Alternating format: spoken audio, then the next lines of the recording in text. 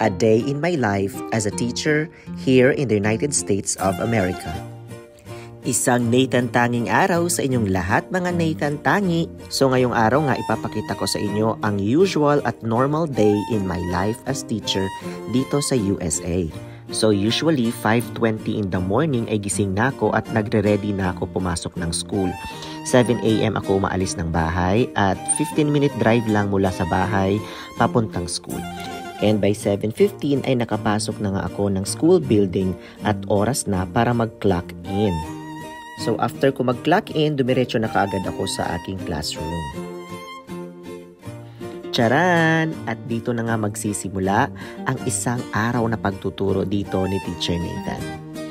So pagpasok ko, agad-agad kong ipa-plug in ang aking laptop, ang interactive board at ang lahat ng mga materials na aking gagamitin. Siyempre, unang-una dyan ang Power School na kung saan nakikita ang attendance ng mga bata at ang iba pang mga resources na gagamitin ko sa araw na ito.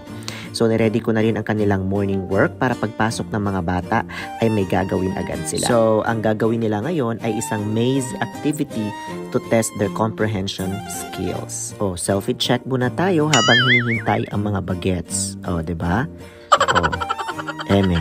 Hoy, sino ka dyan? So, syempre, naghihintay tayo. Ready ko na din ang kanilang mga materials. Nag-staple na ako ng kanilang mga math activities at ng iba pang mga materials na gagamitin sa aking ELA, Science at Math subject ngayong araw. So, nagsisimula na magsidatingan ang aking mga estudyante. So, nagwe-welcome tayo sa kanila. Syempre, hindi mawawala ang kwentuhan at ang storytelling nila everyday.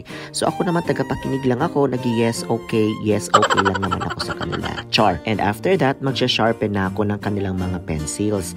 After dito, ilalagay ko na rin ito sa kanilang mga desks para ready na sila sa kanilang morning activities.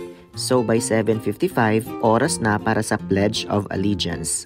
And at exactly 8 in the morning ay magsisimula na nga ang instructional day namin. So magtuturo na nga ako dito as stated sa aming class program. Siyempre, sisimulan ko ito sa class expectations and I can statements para mas lalong maunawaan ng mga bata kung ano ang dapat nilang ma-achieve ngayong araw na ito. Meron din pala kaming 30-minute intervention classes para ma-address ang need ng mga bata in terms of their reading skills.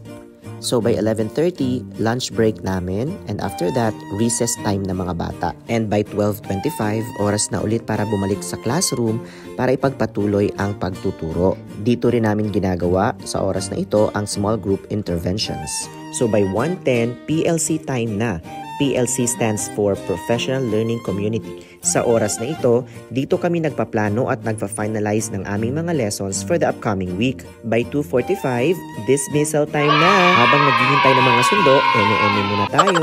Char. At kapag nasundo na ang lahat, babalik ulit ako sa aking classroom para ihanda ang mga dapat ihanda for the next day. And by 4 p.m., oras na para mag-clock out.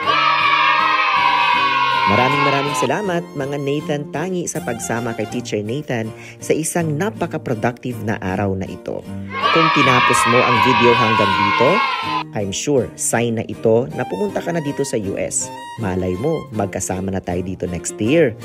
Kita-kits! Hintayin kita dito ah! Huwag kalimutang mag-share, mag-like at mag-subscribe sa aking YouTube channel at Facebook page.